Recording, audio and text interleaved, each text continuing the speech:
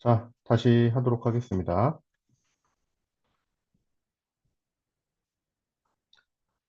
자, 데이터 분석하고 시각화를 이제 해보도록 하죠.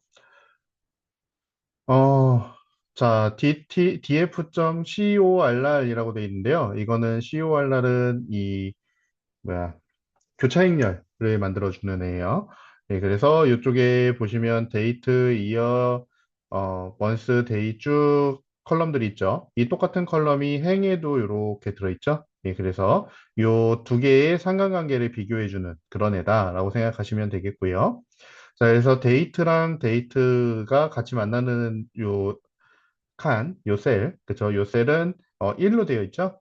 그리고 여기 이렇게 대각선으로는 이제 전부 상관관계가 어, 요렇게죠. 요렇게 대각선으로는 상관관계가 1로 되어 있는 걸 확인하실 수가 있습니다.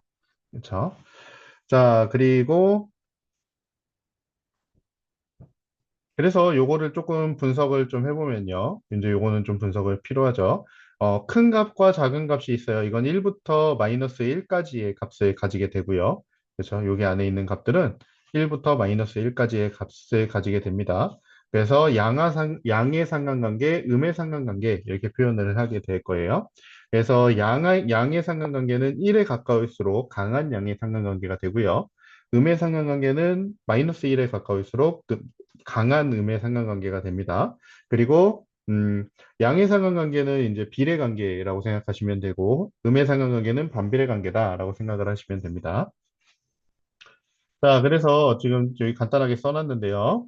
SO2하고 CO는 0.141의 약한 양의 상관관계를 가지고 있고요. 그렇죠? 네. 무슨 두 변수 간의 일부 관계가 있지만 그렇게 강하지 않다는 걸 우리가 확인을 할 수가 있다라는 거고요. 자, 그리고 O3와 NO2 같은 교수님 경우는 화면이 안 마이너스, 보입니다. 화면 안 화면이 보이나요? 지금 안 나오네. 네, 아, 예. 네, 알겠습니다. 제 실수로 요거를 공유를 안 했나 보네요. 네, 공유를 안 누르고 있네요. 이제 보이시죠?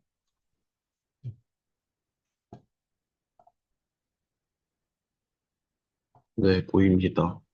네, 감사합니다. 네, 그렇게 제가 얘기하고 있을 때 그렇게 얘기해 주시면 돼요. 다른 질문이 있어도 그렇게 얘기해 주셔도 됩니다. 자, 다시 얘기할게요. 예, 여기 COR이라고 하는 함수. 예, 아까 말씀드렸던 거고, 이렇게 교차행렬 만들어주는 애다라고 보시면 되겠고, 이렇게 대각선으로 이렇게 쭉 보시면 대각선은 전부 1.0으로 나와 있는 거 말씀을 드렸던 겁니다. 예. 자, 그리고 여기 써놓은 거 예, 보시면 되겠어요. 자, 그래서, 네. O3하고 NO2, 그러니까 오존하고 이산화질소, 죠? 오존하고 이산화질소 간에는 음의 상관관계가 좀 강하게 적용이 되고 있어요. 0. 마이너스 0.924 이렇게 돼 있죠. 오존이 높아지면 이산화질소가 좀 낮아지고, 오존이 낮아지면 이산화질소가 높아지고, 이런 경향을 보이고 있다라고 생각을 하시면 됩니다. 자, 그리고, PM10과 PM2.5의 관계를 보시면요. 0.825의 상관관계를 보이고 있잖아요. 이거는 강한 상관관계, 양의 상관관계를 보이고 있죠. 이거는 PM10이 높을 때 PM2.5도 높게 나오고 PM2.5가 높을 때 PM10도 높게 나오고 이렇게 서로 비례관계를 보인다라고 보시면 되겠습니다. 그래서 이게 1이 아니라 0.825니까 82% 정도의 비례관계라고 보시면 되겠는 거죠. 예, 그래서 완벽하게 똑같지는 않지만 비슷하게 증가하는 폭을 보이고 있다라고 생각을 하시면 될 것 같고요. 자, 그리고 템프, 기온하고 휴미드가 있죠. 이거는 기온과 습도가 되겠는데요. 기온과 습도를 보시면은 0.213이에요. 우리가 이제 여름 같은 경우에는 기온이 좀 높을 때 습도가 높은 경우가 굉장히 많잖아요. 예, 그런데 겨울에 지금 겨울이니까 1월이니까 기온이 높다고 해서 습도가 막 그렇게 많이 올라가지는 않는다. 근데 기온이 올라가면 아무래도 습도가 조금 올라가긴 한다라고 생각을 하시면 될 것 같습니다. 그쵸? 네, 그 정도의 상관관계를 보이고 있어 라고 이렇게 생각하시면 됩니다. 그래서 요것만 잘 분석을 해도 사실은 그쵸? 요것만 잘 분석을 해도 어떤 대기의 오염물질이나 어떤 대기의 상태나 이런 것들에 어떻게 영향을 받는지를 어느 정도는 파악을 할 수가 있다라고 생각을 하시면 돼요. 자, 근데 당연하게도 이렇게 보면 이거 굉장히 보기 어렵죠? 예, 이렇게 보면 굉장히 보기가 어렵습니다. 자, 그래서 보통 상관관계들을 조금씩 분석을 잘 하기 위해서 11 정도씩 이렇게 꺼내서 확인을 할 수가 있어요. 그렇죠? 자, 그래서 DF CORR의 결과를 여기 CORR에 집어넣고 그 CORR에서 PM10에 해당하는 것만 꺼내서 보여줘 라고 한 거예요. 근데 여기에 값을 가지고 정렬을 해서 보여줘 라고 한 거죠. 자, 그리고 어센딩을 보면 펄스로 돼 있는데 펄스로 돼 있으면 이제 내림차순, 얘가 true로 돼 있으면 이제 오름차순이라고 보시면 되겠고요. true는 기본값이라서 생략하시면 오름차순이다. 이렇게 생각하시면 됩니다. 자, 그래서 정렬해서 보면 일단 PM10이니까 PM10이랑은 당연히 1.0의 관계를 가지게 될 거예요. 그죠? 자, 그리고 PM2.5랑을 보면 여기는 0.82, 그쵸? 그리고 CO5랑 일산화탄소랑의 관계도 있네요. 그쵸? 예, 일산화탄소랑도 약간 52% 정도, 5.2죠, 0.5이죠. 이 정도의 양의 상관관계를 보이고 있고요. 이산화질소랑도 0.42의 양의 상관관계를 가지고 있습니다. 그리고 습도랑, 그쵸? 네, 습도랑도 관계가 있고요. 양의 상관관계를 가지고 있네요. 자, 그리고 템프. 가 있죠. 기온이랑도 양의 상관관계를 가지고 있긴 합니다. 그죠? 약하긴 하지만. 그리고, 뭐죠? 갑자기 생각이 안 나죠? 이게, 소트가 뭐였죠? 아황산가스. 그쵸? 예, 아황산가스. 네. 아황산가스랑도 0.16 정도의 양의 상관관계를 가지고 있다. 비랑 생각보다 관계가 별로 없어요. 그죠? 예, 비가 많이 오면 이제 미세먼지 농도가 많이 낮아진다고 생각을 하는데 비랑 상관계가 별로 높게 나타나지 않았어요. 근데 제 생각에 이거는 지금 한계의 점이 있어 보이는 게 1월 달의 데이터만 가지고 온 거기 때문에 1월 달에는 비가 많이 안 오죠. 그죠? 예, 비가 많이 안 오니까 요렇게 나온 게 아닌가 하는 생각이 듭니다. 예, 별로 높지 않게 나온 게 아닌가 이렇게 생각이 되고요. 뭐 데이트 데이랑의 상관관계는 사실 의미가 없습니다. 요거는 의미가 없는 애고 바람이랑 관계가 좀 있을 것 같은데 음의 상관관계를 가지고 있네요. 그렇죠? 예, 바람이 세게 불면 오히려 미세먼지 농도가 좀 낮아지고, 예, 그리고 바람이 안 불면 미세먼지 농도가 높아지고, 이렇게 보실 수가 있는데, 별로 상관관계가 그렇게 높지 않아요. 그쵸? 예, 꽤 높을 거라고 생각했던 것들이 높지 않은 것들이 꽤 있네요. 자, 그리고 이제 오존이랑도 음의 상관관계를 가지고 있다. 이렇게 판단을 할 수가 있겠어요. 그쵸? 그래서 이런 것들을 가지고 우리가 이제 PM10이 이제 다른 날씨 정보들을 가지고 PM10이 높을 거냐 낮을 거냐 뭐 이런 것들을 이제 얼마나 될 거냐라는 거를 예측할 수 있는 모델을 만들 수 있다라고 생각을 하시면 될 것 같아요. 자, 그래서 우리 얘를 좀 그림으로 그려보자라는 건데요. 히스토그램을 가지고 시각화를 좀 해보자라고 했습니다. 그래서 여기 이렇게 보시면 뭐 데이트, 이어, 먼스, 데이가 있는데 얘네는 의미가 없어요. 그렇죠? 얘네는 의미가 없고요. 여기 아래쪽에 보시면 아황산가스, 그렇죠? 그리고 일산화탄소, 그리고 오존, 이산화질소, 예, 미세먼지, 초미세먼지가 이렇게 나와 있죠.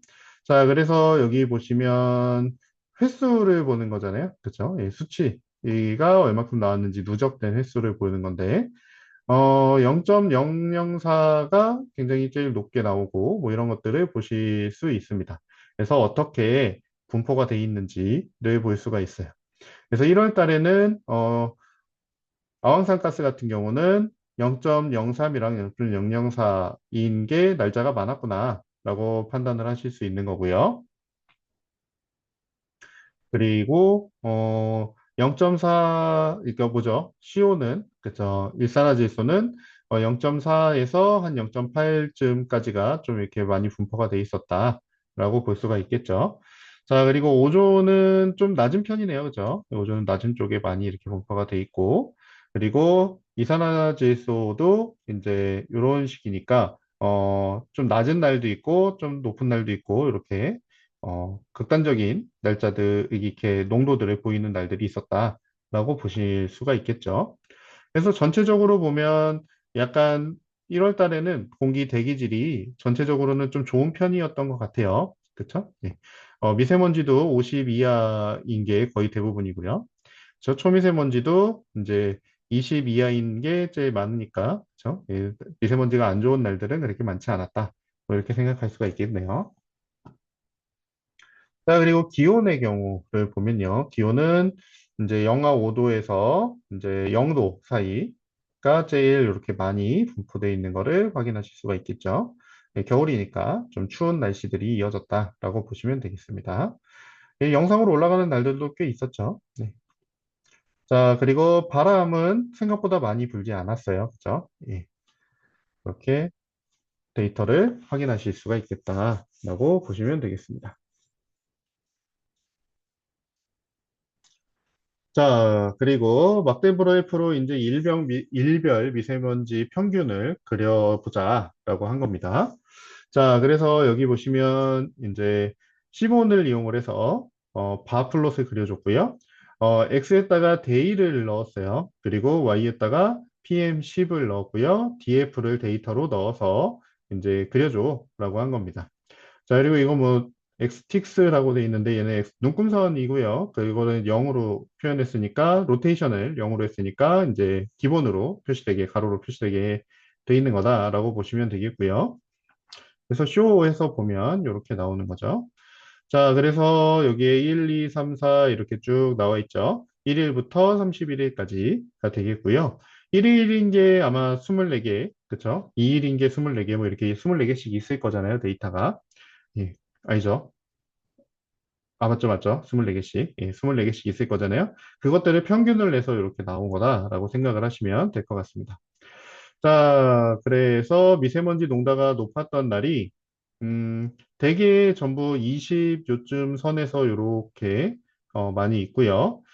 많이 높아도 40을 넘어가는 날이 그렇게 많지는 않았는데, 요때 13에서 15일 사이, 그쵸? 16일까지 요때가 좀 이렇게 급격하게 날씨가 미세먼지가 안 좋았다라고 생각을 할 수가 있겠습니다.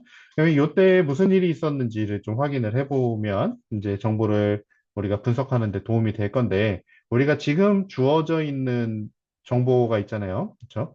예, 지금 주어져 있는 정보를 가지고 해결을 하려면 요거를 분석을 하려면 이날에 따른 대기질들이 어땠는지를 좀 중점적으로 분석을 해보면 우리가 대기질에 따라서 미세먼지 농도가 어떻게 달라지는지 이런 것들을 좀 더 확인해 볼 수 있는 어, 요소가 될 수 있겠다라고 판단할 수 있겠죠.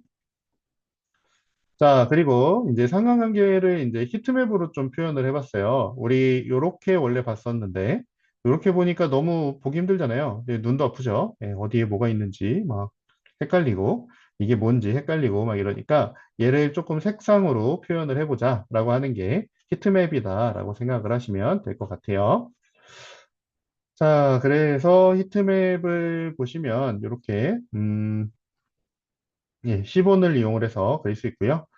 데이터에다가 CORR 값을 넣었어요. 우리 CORR에다가 CORR 함수의 결과를 저장해 놨었죠. 예, 그래서 그거 데이터를 그대로 사용할 거고, 네, 그리고 이렇게 표현을 하는 것들에 대한 설정이라고 보시면 되는데, 인수들.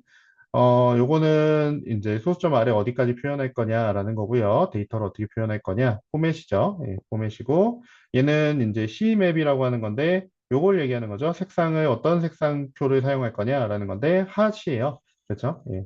그러면 우리가 마이너스 1부터 1까지 있기 때문에, 그렇죠? 마이너스 1은 검정색이 가깝고, 1은 하얀색이 가깝게, 그리고 중간은 이렇게 붉은색에서 노란색으로 이렇게 표현이 되는 애야. 라고 생각을 하시면 되겠습니다. 자, 그래서 여기 보시면 이렇게 되어 있죠. 여기 하얀색인 애들은 NaN 값이 들어있었던 데예요. 그렇죠? 여기는 뭐였냐면 year, month, day 뭐 이런 애들이죠. year, month가 있었던 애들, 그 곧 NaN으로 표현돼 있었던 애들이죠. 예, 걔네가 이렇게 하얀색으로 표현이 된 거고요. 어, 네, 그렇습니다. 그리고 이렇게 보시면 여기가 데이트, 여기는 데이트예요. 그래서 데이트 정보랑 데이 정보는 사실 필요가 없어요. 그래서 여기랑 여기까지는 빼고 여기 안쪽 요만큼만 보시면 되겠죠.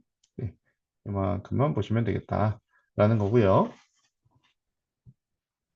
자, 그래서 여기 보시면 여기 0.92 이렇게 여기 반만 보시면 됩니다. 위를 보든 아래를 보든 아래쪽을 볼게요. 아래쪽 반만 이렇게 삼각형만 보시면 되는데 아래쪽을 보면 여기 0.92 마이너스 0.92 반비례 관계를 나타내는 거 여기 NO2와 그쵸? O3를 보시면 되겠죠. 예. 얘네 둘 사이에는 강한 음의 상관관계를 가지고 있어 라고 하는 거죠. 자, 그리고, 좀 하얀색이 가까운 애들, 여기 0.84, 여기 0.83, 이렇게 있죠. 네. 0.84인 애를 보면요. 얘는 CO하고 NO2의 관계예요. 그렇죠? 그래서 얘는 양의 상관관계를 가지고 있구나. 그리고 얘를 보시면 PM10과 PM2.5도 양의 상관관계를 가지고 있구나. 이런 식으로 판단을 하실 수가 있겠어요. 그렇죠? 그리고 음해상관관계 중에 좀 진한 애가 있네요. 그쵸? 얘는 O3와 CO네요. 그쵸? 네. 그래서 얘도 음해상관관계를 좀 강하게 가지고 있다. 이렇게 판단을 할 수가 있겠다라는 거죠. 그래서 이렇게 색상으로 표현이 되면 조금 더 이제 분석하기가 편해지겠죠. 네, 그래서 요거를 사용을 한다라고 보시면 되겠고요. 뭐 요거에 대해서 이렇게 간단하게 설명을 써놨는데 요거는 뭐 확인을 해보시면 될 것 같고요. 방금 말씀드린 것들 토대로 여러분이 확인을 해보시면 될 것 같고요. 네, 내려가서 자, 산점도 그래프를 좀 보도록 할 겁니다. 그렇죠? 자, 온도하고 미세먼지의 관계를 우리가 산점도로 좀 보자라고 이렇게 만들어 봤어요. 그래서 X에다가 온도를 넣고요. Y에다가 미세먼지를 봤어요. 온도 변화에 따라서 미세먼지가 얼마나 되느냐라는 거라고 보시면 되겠죠. 자, 그래서 여기 X, Y 값을 넣어주고 마커를 동그라미로 이렇게 넣어주고 네. 그리고 라인 스타일은 없고, 그리고 알파를 0.5로 했어요. 겹치는 부분들이 많이 있어서, 그쵸? 예, 알파를 0.5로 해서 반투명하게 보여줬다라고 보시면 되겠고, 네, 뭐 타이틀이랑 라벨들은 뭐 그렇고요. 그래서 여기 온도가 이렇게 변하는 동안 PM이 어떻게 변했는지, PM12 어떻게 변했는지를 보자라는 거예요.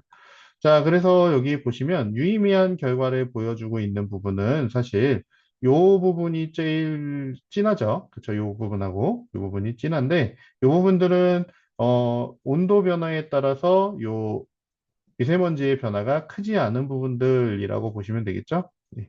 자, 그러면 온도 변화에 따라서 미세먼지 변화가 컸던 부분들을 보시면 요쪽으로 이렇게 나와 있는 부분들이라고 보실 수가 있을 것 같아요.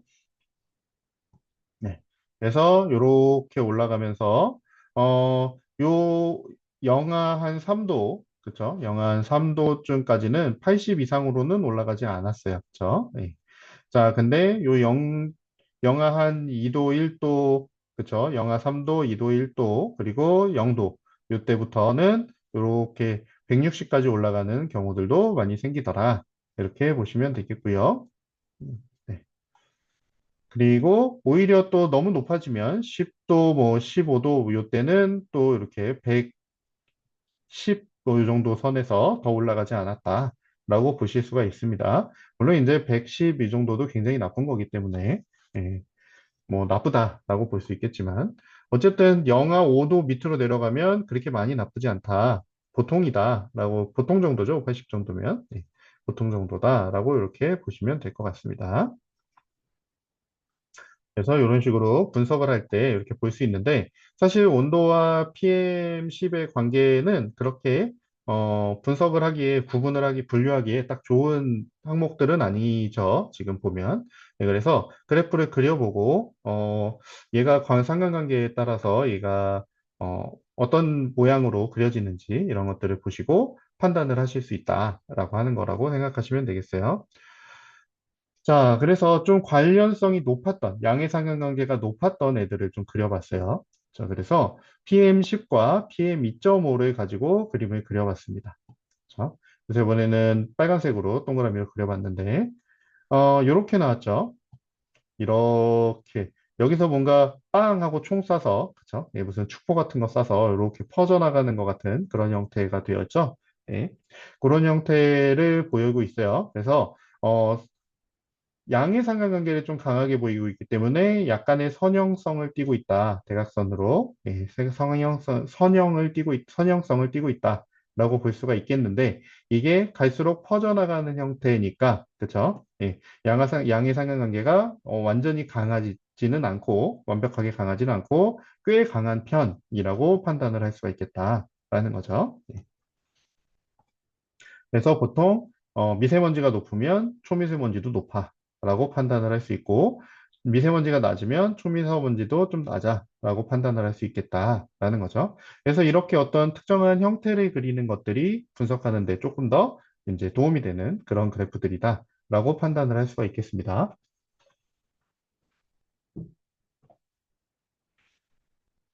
자, 그리고 나서 이제 우리 랜덤 포레스트 모델을 좀 만들어 볼 건데요. 랜덤 포레스트 모델이 뭔지를 좀 간단하게 설명을 드려야 될 것 같아서 제가 따로 자료 하나를 준비를 했습니다.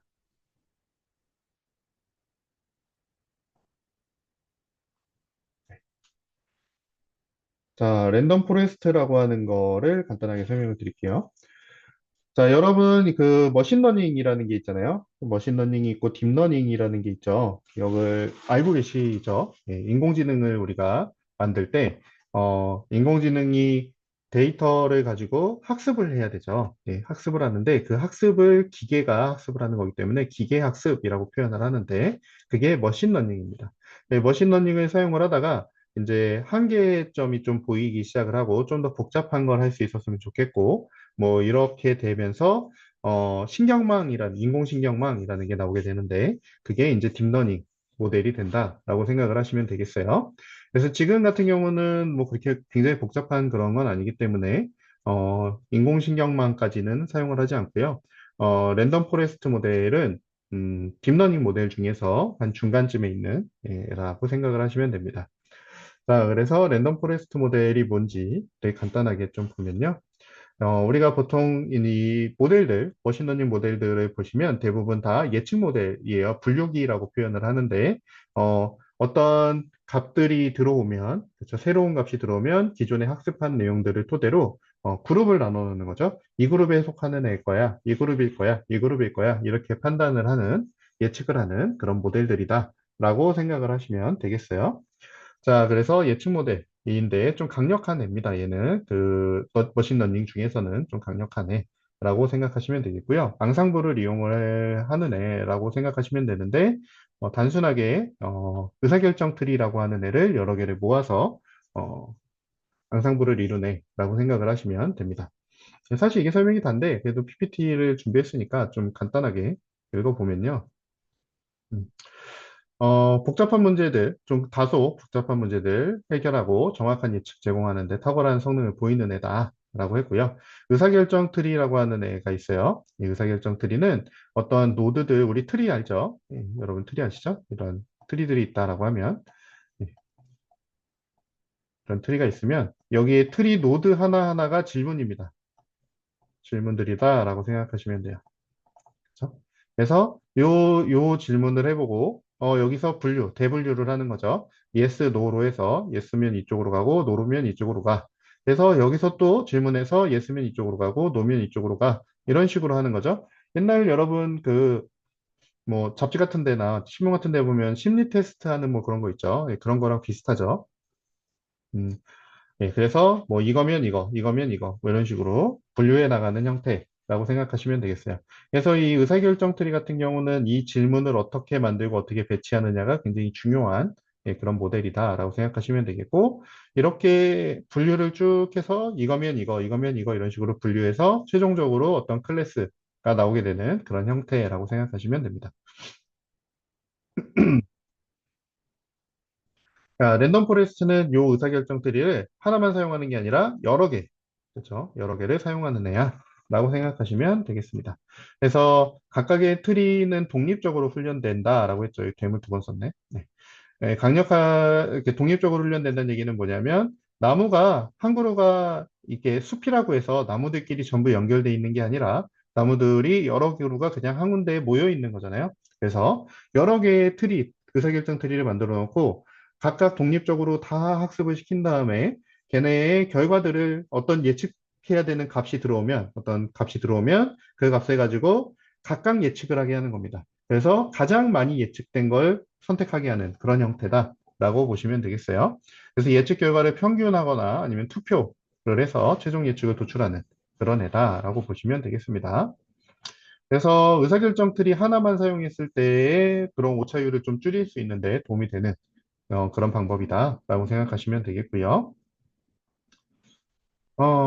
그래서 앙상블 모델이라는 걸 사용을 하는 거다라고 보시면 되겠어요. 앙상블 모델은 여러 개의 머신러닝 모델들을 합쳐서 하나의 이제 모델을 만드는 그런 걸 앙상블 모델이라고 합니다. 근데 의사결정 트리도 여러 개의 의사결정 트리를 사용을 해서 포레스트, 랜덤 포레스트라고 하는 애를 만드는 거기 때문에 얘도 앙상블 모델의 일종이다라고 생각하시면 됩니다.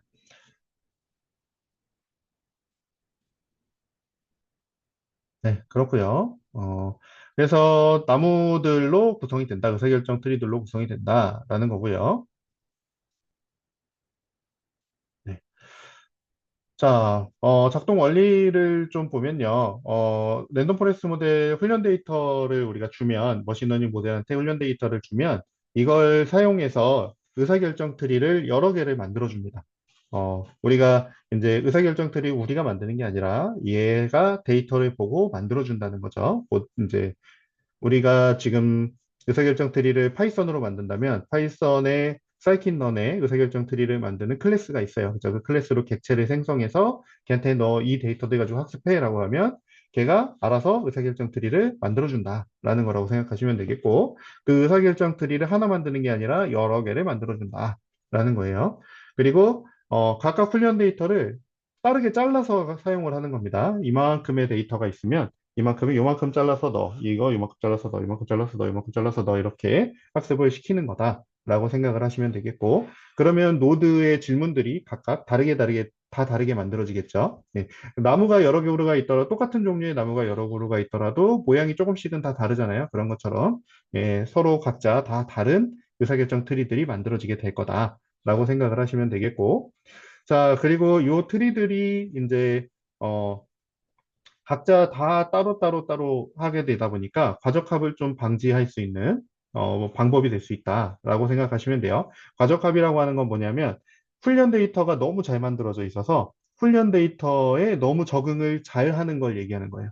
그래서 우리가 예를 들어서 뭐 모의고사를 본다라고 하면 모의고사가 문제가 매번 비슷비슷하게 잘 나왔어. 그러면 모의고사에 맞춰서 우리가 공부를 열심히 했잖아요. 그러면 모의고사랑 비슷한 문제가 나오면 너무 잘 풀어. 근데 모의고사랑 조금 다르게 응용돼 있는 문제들이 나오면 못 풀어. 이런 문제가 발생할 수가 있죠. 그런 걸 우리가 과적한 문제라고 합니다. 머신러닝에서도 학습 데이터가 너무 잘 만들어져서 얘한테 너무 적합을 잘 하게 되면 적응을 잘하게 되면 이거와 전혀 다른 형태의 데이터가 들어오면 그거는 잘 맞추지 못하는 그런 문제가 발생할 수 있다라고 하는 게 과적한 문제라고 생각하실 수 있는데 이 트리를 각각 다른 트리를 여러 개를 사용하다 보니까 이 과적한 문제를 좀 방지할 수 있다라고 하는 개념이라고 생각하시면 되겠어요. 자, 그래서 장점과 단점이 있겠죠. 장점은 이제 예측 정확도를 좀 높게 만들 수 있고 과적한 문제에 대해서 강인하게 만들 수가 있고 다양한 데이터 유형에 다 사용을 할 수가 있다라는 장점이 있고요.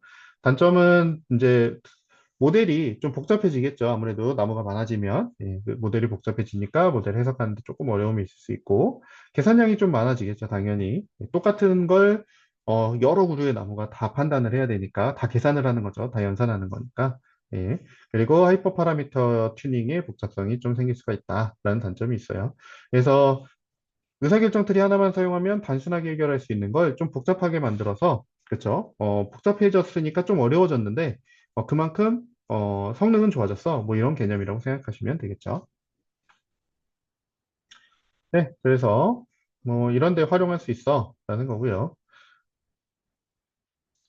하이퍼 파라미터라고 하는 게 있어요. 하이퍼 파라미터는 우리가 머신러닝을 할 때 얘를 어떻게 만들까 그런 이제 옵션들이라고 생각을 하시면 될 것 같아요. 그래서 랜덤 포레스트에서는 중요한 하이퍼 파라미터가 뭐냐면 트리의 개수가 있어요. 그죠? 트리를 몇 개 사용할 거야. 이게 굉장히 중요하겠죠. 트리를 많이 사용하면 많이 사용할수록 당연히 신뢰성은 높아질 거예요. 그렇죠? 성능은 좋아질 거다라고 볼 수가 있는데 단점이 있겠죠. 뭐예요? 연산량이 많아지고 점점 복잡해지니까 그렇죠? 구조를 파악하는데 우리가 어려움을 느낄 수 있고 그럴 수가 있다라고 보시면 되겠습니다. 자, 그리고 특징의 개수가 있는데 이제 트리가 사용하는 특징의 개수를 조절할 수 있다. 뭐 이런 거고요. 그리고 트리의 최대 깊이가 있어요. 트리 최대 깊이를 좀 조절할 수 있다라는 거예요. 그래서 한도 끝도 없이 깊어지게 만들면 사실 더 세분화해서 이제 판단을 할 수가 있겠죠. 뭔가 예측할 수 있겠죠. 근데 단점이 있어요. 너무 세분화해서 판단을 하게 만들면 일반화에 좀 어려움이 있고요. 그리고 아까 얘기했던 과적한 문제가 발생할 수 있어요. 그렇죠? 그리고 당연히 연산량도 늘어나고 더 복잡해지겠죠. 예. 그래서 이 트리 깊이를 조금 조절을 해주고 우리가 제어를 해주고 특징 개수 같은 것들 제어해주고 트리 개수 같은 것들 제어해서 어, 너무 성능이 떨어지지 않으면서 너무 복잡하지 않고 이렇게 적정한 선을 맞춰주는 그런 역할을 할 수가 있다라고 보시면 돼요. 무조건 많이 한다고 좋고 뭐 이런 건 아니기 때문에 적절한 선을 조절하는 게 중요하겠죠. 네. 자, 그래서 뭐 변형이나 뭐 이런 것들이 있는데 인공지능을 뭐 지금 제대로 수업을 하는 건 아니니까 간단하게 그렇게만 보겠습니다. 이 정도만 보면 간단하게 될 것 같아요. 자, 다시.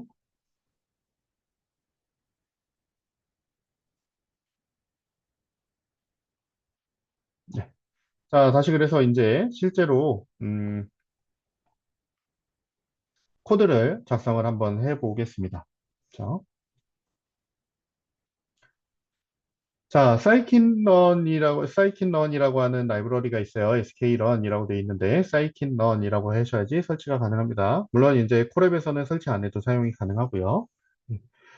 그래서 scikit-learn 라이브러리를 설치해서 우리가 사용을 할 수가 있고, 여기에는 우리가 사용할 수 있는 대부분의 이미 이제 공개가 되어 있는 대부분의 인공지능 모델, 머신러닝 모델들, 그리고 신경망 모델들을 사용할 수가 있습니다. 그렇죠? 간단하게 우리 얘한테서 객체 그러니까 클래스 받아와서 객체 만들어서 학습해라고 하면 간단하게 만들 수 있어요. 정말 단순하게 사용할 수 있어서 사실 인공지능이 각광받기 시작하면서 파이썬이 빵 뜬 것도 이런 이유들이 있는 거죠. 너무 간단하게 해결할 수가 있어서 많은 걸 제공해주고 있어요. 자, 그래서 랜덤 포레스트 회귀 모델을 사용을 해서 PM10 농도를 예측을 해보자 라고 하는 데이터, 이렇게 예제다라고 생각하시면 되겠고, 데이터를 나눠야 됩니다. 학습 데이터와 테스트 데이터로 나눠야 되고, 학습을 시킨 다음에 테스트 데이터에 대해서 예측을 수행을 해야 됩니다. 항상 우리가 모델을 만들 때는 데이터셋이 이만큼 있으면 이걸 전부 학습했으면 얘가 맞는지 틀린지 제대로 되고 있는지 이런 거 확인이 안 되잖아요. 그래서 이렇게 잘라서 일정 부분은 학습용, 일정 부분은 테스트용 이렇게 사용을 하게끔 합니다. 근데 요거를 뭐 이렇게 뚝뚝 자르는 게 아니라 랜덤하게 뽑아내서 비율대로 비율을 맞춰서 이렇게 나눠서 사용을 한다라고 생각하시면 되겠고요. 그래서 항상 마지막에 성능 평가를 한다라고 생각하시면 됩니다.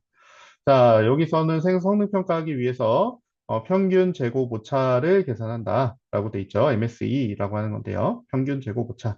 그래서 이 차이점, 실제 정답과 예측한 값 사이의 차이를 평균을 내서 그걸 제곱해서 오차를 계산하는 방법, 평가 방법이라고 생각을 하시면 됩니다. 그래서 MSE가 좀 작을수록, 그렇죠? 이 MSE 값이 작을수록, 성능이 우수한 거야. 정답을 잘 맞추는 거야. 라고 생각을 하시면 되겠죠. 자, 그래서 사이킨런을 우리가 임포트를 시켜야 되는데요.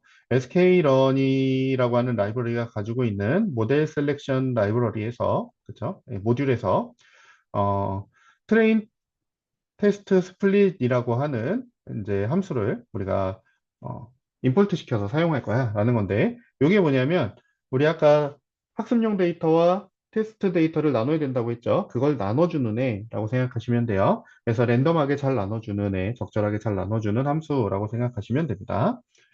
자, 우리가 여기다가 뭐 비율 같은 걸 집어넣으면 이게 잘 분리를 해서 반환을 해준다 라고 보시면 되겠고요. 어, 자, 그리고 사이킨런 엔셈블에서 랜덤 포레스트 리그레서라고 하는 애가 있어요. 얘가 이제 랜덤 포레스트 모델을 만들어주는 애, 클래스라고 생각을 하시면 됩니다. 그렇죠? 자, 그리고 매트릭스가 있는데요. 얘는 민 스퀘어 에러라고 하는 함수를 가지고 있어요. 얘가 뭐예요? MSE를 계산해 줄 수 있는 함수라고 생각하시면 되겠죠. 자, 그래서 우리가 특성하고 타겟 변수를 좀 설정을 해야 됩니다. 우리 더스트를 위해서 만들어 놨잖아요. 예, 그 더스트를 사용을 할 건데, 일단 X에다가는 우리 대기질, 그러니까 오염 물질들을 넣어줬어요. S2, CO, O3, NO2 예, 이렇게 네 개를 넣어줬고요. 자, 그리고 여기 더스트에다가 PM10을 넣어줬어요. 그쵸? 더스트에 PM10을 Y에다 넣어줬어요. 자, 그래서 우리가 예측할 값은 PM10이니까 Y축에 PM10이 들어가야 되고, 여기 항목들은 이제 오염물질들을 이렇게 넣어서 우리가 예측할 수 있게 만들어 보자 라는 거라고 생각하시면 됩니다. 자, 그리고 학습 데이터와 테스트 데이터를 분리해야 되는데, 분리하면 분리한 거를 변수에 저장을 해야 우리가 사용할 수 있잖아요, 앞으로. 근데 이 순서를 잘 보시면, 리턴 값이 있어요. 그죠? 요 함수, 요 스플릿 함수에서 리턴이 나오는데, 그 리턴이 4개가 나온다. 라고 생각을 하시면 되겠고, 그 4개의 순서가, X 트레인 값, X 테스트 값, Y 트레인 값, Y 테스트 값이 이렇게 나온다. 라고 생각하시면 됩니다. 그리고 여기 보시면 X, Y가 X는 대문자, Y는 소문자로 이렇게 쓰고 있잖아요. 요거는 이제 관례적으로 이렇게 사용을 하는 겁니다. 무슨 이유가 있는데, 수학에서 뭐 무슨 변수를 이렇게 쓴대요. 그렇죠? 예. 그래서 그렇게 쓴다고 합니다. 그렇게 알고 계시면 되겠고, 관례적으로 쓰는 거기 때문에 이렇게 안 쓰셔도 상관은 없습니다. 근데 관례적으로 X는 대문자, Y는 소문자로 쓴다. 이렇게 보시면 되겠고요. 독립변수랑 뭐 관계변수랑 뭐 이런 거를 표현하는 방법이라고 생각하시면 됩니다. 자, 그리고 트레인 테스트 스플릿이 있어요. 그렇죠? 이 함수에다가 x와 y를 넣어줘야 되겠죠. 당연히 x 값과 y 값을 넣어주고요. 시리즈를 각각 넣어준 겁니다. 여기는 이제 4개니까 이제 데이터 프레임으로 들어갔고, 얘도 이제 하나짜리 시리즈 데이터 프레임으로 들어갔겠죠. 자, 그리고 테스트 사이즈를 봤어요. 테스트 사이즈를 정해줘야 되는, 비율을 정해줘야 되죠. 그래서 여기에 소수점으로 이렇게 비율을 정해주는데 0.2 했으니까 20%, 전체 데이터의 20%는 테스트 데이터용으로 빼놔. 학습용으로 쓰지 말고 테스트용으로 빼놔. 라고 하는 거고요. 그리고 랜덤 스테이트가 있어요. 랜덤 스테이트는 뭐냐면 이제 난수를 발생을 시켜서 랜덤하게 뽑아내야 되잖아요. 그 랜덤하게 뽑아내는데 원래 난수라고 하는 거는 발생을 시킬 수가 없죠. 그렇죠? 불가능합니다. 난수라는 건 컴퓨터에서 존재하지 않아요. 그러면 난수라고 우리가 흔히 쓰는 것들은 어떻게 되는 거냐면 난수표라는 것들이 굉장히 많이 있어요. 그 난수표 중에 하나를 선택을 해서 그거에 해당하는 값들을, 그거를 가지고 토대로 값들을 뽑아내는 그런 형식이다라고 생각하시면 돼요. 그래서 랜덤 스테이트를 42로 쓰겠어 라고 하는 거는 이제 42에 해당하는 난수를 발생시킬 거야 라고 하는 거라고 생각하시면 되고요. 난수 값을 고정시키는 거 역할을 한다 라고 생각하시면 돼요. 그럼 난수 값을 왜 고정시키느냐? 사실은 난수 값을 고정을 안 시켜도 되는데, 그러면 이제 보통 어, 대부분의 경우 이제 컴퓨터에 있는 시스템 시간을 가지고 난수표를 선택을 하게끔 그렇게 되어 있는데 시간은 계속 변하니까 예, 그렇게 되어 있는데 요거를 고정을 시킴으로 인해서 나중에 재현성을 높일 수가 있어요. 그렇죠? 재현성을 높인다는 건 얘를 다시 학습을 시켜서 다시 구현했을 때 동일한 성능을 낼 수 있게 하려면 같은 난수표를 사용을 해야 되겠죠. 예, 그런 방법을 쓰는 거다라고 하시면 생각하시면 되겠고 저 40이라는 것도 사실 조금 넌센스 같기도 하고 약간 코미디 같기도 한데요. 유머 같기도 하고요. 어떤 옛날에 60년대인가 70년대에 나왔던 어떤 소설에서 그, 이렇게 행성을 이렇게 여행을 하는 뭐 그런 소설인데, 어, 조난 같은 걸 당해서 어디 행성 같은 데 혼자 떨어져 있었어요. 근데 히치하이킹을 하는데, 뭐 그런 내용의 소설이에요. 예, 이렇게 코미디 소설 같은 건데, 가벼운, 가십 소설이라고 보시면 되겠죠. 네, 그런 옛날 소설에서 그 주인공이 인생의 무슨 그런 중요한 어떤 뭐 가치가 뭐냐 뭐 이런 걸 얘기할 때 40이라는 숫자를 얘기를 했대요. 예, 뭐 그렇다고 합니다. 저도 그 워낙 옛날 소설이고 그래서 보지는 않았는데 구할 수가 없어요. 예, 보지는 못했는데 뭐 그렇다고 합니다. 그래서 42를 쓴대요. 이것도 관례적으로 그냥 보통 개발자들이 다 42를 쓰니까 앞 위에서 그렇게 써왔으니까 우리도 그냥 42를 쓰는 거다 이렇게 생각하시면 되겠고 여러분은 다른 거 쓰셔도 됩니다. 그렇죠? 아무거나 쓰셔도 됩니다. 자, 뭐 100을 써도 되고 1을 써도 되고 2를 써도 되고 아무거나 쓰셔도 됩니다. 네, 그래서 어쨌든 이렇게 랜덤 값을 가지고 이용해서 우리가 이렇게 학습 데이터를 이렇게 분리했다라고 생각을 하시면 되겠고요. 자, 그리고 이제 학습을 시켜야 되겠죠. 예, 그래서 모델을 먼저 만들어야 됩니다. 자, 랜덤 포레스트 레그레서라고 하는 애를 사용을 해서 얘가 클래스 이름이랑 똑같은 거죠. 그러면 얘는 생성자 역할을 하는 애예요. 그래서 생성자를 이용을 해서 이렇게 모델을 만들 건데 랜덤 포레스트 모델을 만들 건데 NS 티메이터라고 돼 있죠. 얘는 이제 나머지 개수라고 생각을 하시면 되겠죠. 예, 그래서 개수를 100개로 지정을 하고 여기에 랜덤 값을 42를 똑같이 적용을 해서 만들어줘 라고 하는 거라고 생각하시면 되겠고 자 그리고 학습을 시키는 게 있어요. 이러면 간단하게 모델이 만들어졌어요. 그죠? 우리가 뭘 한 게 아니라 그냥 만들어줘 하면 만들어줍니다. 예, 다 만들어져 있어요. 자 그래서 핏합니다. 그렇죠?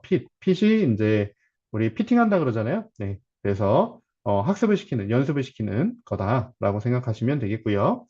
자, X 트레인 값과 Y 트레인 값을 넣습니다. 트레인 데이터들을 넣어준 거죠. 그렇죠? X와 Y의 트레인 데이터들을 넣어서 학습시켜라고 하는 겁니다. 그래서 학습을 합니다. 네, 얘가 알아서 학습을 하고요. 요 학습을 하는데 시간이 좀 걸리겠죠. 그렇죠? 시간이 걸릴 거고요. 그리고 나서 이제 평가를 해야 되죠. 학습이 끝나면 모델 완성이 끝난 겁니다. 되게 간단하죠. 예. 우리 머신러닝 모델 하나 만드는 거 파이썬에서 굉장히 간단하게 해결할 수 있다라고 보시면 되겠고. 자, 예측 및 평가를 할 수가 있는데 여기 y프레드라고 이렇게 만들었어요. 그죠? 예, 요거는 이제 y 값을 예측한 결과를 저장할 거기 때문에 y프레드라고 변수명을 정한 거고요. 자, 그리고 모델을 우리가 여기서 만들어 놓은 모델에다가 predict라고 하는 함수를 사용했어요. 예측해줘입니다. 그죠? 예측해줘. x테스트를 넣어줬어요. x테스트의 데이터들을 가지고 예측을 수행해줘 라고 하는 거라고 생각하시면 됩니다. 자, 그리고 나서 이제 예측 수행한 결과, 예측 결과를 이 y프레드가 가지고 있을 거고요. 자, 얘를 MSE를 구해야 되죠. 그래서 MSE에다가 mean squared error라고 하는 함수에 y테스트와 y프레드를 넣어줍니다. 이건 뭐예요? y테스트는 이제 여기 테스트 값이죠. 테스트의 정답이라고 생각하시면 되겠죠. 정답. 정답을 넣어주고 y프레드는 뭐예요? 예측한 결과죠. 예, 그래서 내가 작성한 답안지와 정답지를 비교해서 에러율을 우리가 계산해줘 라고 하는 거라고 보시면 되겠습니다. 자, 그래서 출력을 해봤더니 여기 뭐 189.0137 뭐 이렇게 나오는데 요게 수치가 높은 건지 낮은 건지는 사실 지금은 판단할 수가 없어요. 왜냐하면 비교급 대상이 없기 때문에 그죠? 예, 다른 모델들을 가지고 똑같은 데이터를 가지고 다른 여러 개의 모델들을 테스트를 해봐서 MSE 값들을 다 구해서 서로 비교해서 얘가 성능이 좋네, 얘가 성능이 나쁘네 이렇게 판단을 해야 되는 거지. 뭐 얘가 절대값으로 뭐 189면 높은 거야, 낮은 거야, 뭐 이렇게 판단할 수는 없다라고 생각하시면 되겠고요. 그래서 어쨌든 얘는 에러율이 189가 나왔다 이렇게 생각하시면 되겠고, 그러면 이렇게 보면 우리가 판단이 좀 어려우니까 얘를 그림으로 좀 그려서 비교를 해보자 라고 하는 걸 밑에서 만들어 봤습니다. 자, 그래서 그림을 그렸는데요. 여기 y 테스트의 밸류하고 그쵸? 밸류를 가지고 이제 그림을 그려줘 라고 했고요. 그리고 y 프레드의 값을 가지고 이제 그래프를 그려줘 라고 했습니다. 그래서 꺾은선 그래프가 두 개가 그려질 건데 이 두 개가 이제 서로 비교가 되겠죠. 예, 비교가 될 거다라고 보시면 되겠습니다. 자, 그래서 결과를 보면요. 밸류 값이 있어요. 그쵸? 밸류 값이 정답 값이고 프레딕트 값이 이제 예측 값입니다. 내가 작성한 값이다 라고 보시면 되겠어요. 그러면 정답이 이렇게 바뀌는 동안에 똑같은 값으로 비교를 했을 때, 똑같은 회차로 인덱스로 비교를 했을 때, 예측값이 이렇게 나왔어. 라는 거죠. 자, 그러면 오차가 조금 있긴 합니다. 그쵸? 오차가 조금 있긴 하죠. 오차가 조금 있긴 하지만, 전체적으로 얼추 비슷한 형태를 띠고 있죠. 그쵸? 전체적으로는 얼추 비슷한 형태를 띠고 있습니다. 그러면 성능이 완전 좋은 건 아니지만, 너무 나쁘지도 않은 그 정도 성능이 나온 것 같아요. 예측이 좀 틀리는 부분들도 있고 해서 그렇게 성능이 엄청나게 좋은 건 아니지만 그렇다고 해서 막 엄청나게 나쁜 것도 아니다. 이렇게 생각하실 수가 있겠고요. 자, 그리고 나서 이제 요거는 밑에 건 뭐냐면 각각 항목들 4개의 항목을 우리가 넣어놨잖아요. 그 4개의 항목들이 얼만큼의 영향을 줬는지 중요도를 우리가 표현한 거다라고 보시면 됩니다. 자, 그래서 여기에다가 모델 피처 임폴턴스라고 하는 애가 있어요. 얘를 임폴턴스에다 넣어줬어요. 우리가 만든 모델에서 이제 이 항목들, 그쵸, 특성들이 어떻게, 얼마 더의 중요도를 가지고 있는지를 저장을 해놓고, 걔를 가지고 우리가 이렇게, 바 플롯을 그려줬다라고 생각하시면 되겠어요. 그래서 중요도를 보시면, CO가 제일 크게 중요도를 가지고 판단을 했다라고 할 수가 있겠고, SO2를 조금 비중을 낮게 잡고 판단을 했어라고 생각할 수가 있겠네요. 그렇죠?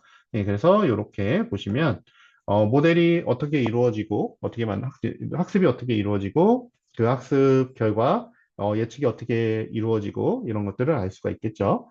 그래서 분석을 할 때 여러분이 사실 그냥 우리가 원래 계획대로라면, 우리가 지금 원래 이 과정에서의 계획대로라면, 그냥 그래프만 그려서 우리가 눈으로 분석을 하는 그 정도 수준까지를 생각했는데, 이번에는 조금, 머신러닝이 어떻게 활용이 되는지 이걸 보여주고 싶어서 예제를 조금 추가해서 가지고 와 봤어요.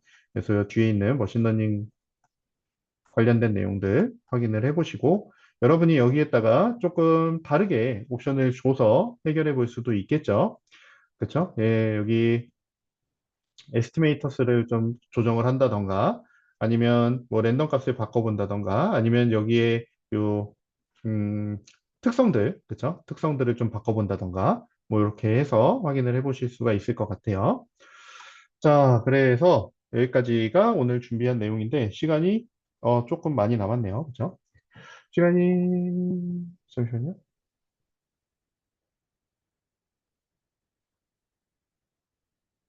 머신러닝하고 데이터 분석에 파이썬을 주로 사용하는 이유가 뭔지를 질문을 주셨는데요. 어, 네. 아까 잠깐 말씀을 드린 것 같은데, 쉬워서입니다. 쉬워서. 제가 생각할 때는 그래요. 제가 생각할 때는 제 의견입니다만, 쉬워서입니다. 왜냐하면 이미 라이브러리가 굉장히 많이 만들어져 있고, 우리가 이제 테스트 해볼 수 있는 데이터셋 같은 것들을 굉장히 많이 제공을 해주고 있어요. 그래서 라이브러리 자체에서 데이터셋을 제공해 주는 것들도 굉장히 많고요. 네, 그래서 좀 구현하기 쉽고 우리가 적용해 보기 쉽고 테스트 해보기 쉽고 시각화하기도 쉽고 예. 그리고 결과를 바로바로 확인할 수 있죠. 예, 인터프리터 방식이다 보니까 한 줄 한 줄 한 줄 바로바로 결과를 확인해 볼 수 있으니까 우리가 음, 이제 요거를 테스트 해보기가 굉장히 좋죠. 편리하죠. 네, 그래서 편의성 때문에 파이썬이 가장 많이 사용이 되는 거다. 저는 그렇게 생각을 합니다. 네, 답변이 됐나요? 네. 자, 그렇고요. 오늘은 뭐 여기까지 일단 하고요. 시간이 조금 이르게 끝나기는 하지만 준비한 건 다 했으니까 여기까지 하고요. 제가 어제 영상을 공유를 해드렸었는데 영상은 오늘도 공유는 해드리겠습니다. 네, 왜냐하면 여러분 실습 시간을 따로 이렇게 중간중간에 예제를 해볼 수 있는 시간을 드리지 않았기 때문에 영상도 공유를 해드릴 거고, 제가 보니까 요거를 영상을 보면서 여러분이 멈춰놓고 타이핑하고 이러는 게 힘들 것 같다는 생각이 들었어요. 그래서 굳이 그렇게 고생할 필요 없으니까 제가 요 노트북 파일도 같이 공유를 해드리겠습니다. 그러면 그거를 요 콜앱에서 불러와서 사용을 해보시면 됩니다. 아니면 뭐 여러분이 거기서 이제 수정을 해보신다던가, 어, 그리고 이제 오후에 학습하는 거는 여러분이 자율학습으로 제가 시간을 드리는 거니까 그 내용을 요거를 다시 복습을 해서 지금 쳐보지 않았으니까 예제들을 다시 복습을 해보시고 여러분이 직접 작성을 해보시던 뭐 실행을 시켜보시던 하면서 학습을 해보시고 변형을 시켜보세요. 그죠? 꼭 변형을 시켜보시고 아니면 지금 여기 데이터를 제가 어디서 봤는지 아까 말씀을 드렸잖아요. 거기서 데이터를 다른 날짜나 뭐 아니면 다른 항목이나 특성이나 이런 것들을 가지고 와서 그것들을 불러와서 이제 좀 가공을 해보고 적용을 시켜보고, 예, 그림을 그려보고, 예, 이런 시간을 가지셨으면 좋겠습니다. 예. 그래서 그 결과를, 따로 뭐 제출을 받을 필요는 없겠죠? 알아서들 잘 하시겠죠? 믿어도 되죠? 예. 그래서 그렇게 여러분이 그냥 자율적으로 해보시는 걸로 하도록 하겠습니다. 네. 오늘 수고하셨고요. 공유는 제가 따로, 메일로 드리는 게 낫겠죠? 예, 메일로 보내드리도록 하겠습니다. 수고하셨습니다.